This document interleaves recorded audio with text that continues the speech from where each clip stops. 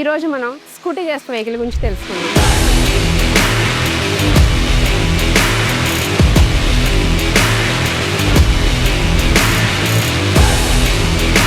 Hi viewers, నేను మీ సత్యశ్రీ. నేను olive TVS షోరూంలో సేల్స్ ఎగ్జిక్యూటివ్గా చేస్తున్నాను.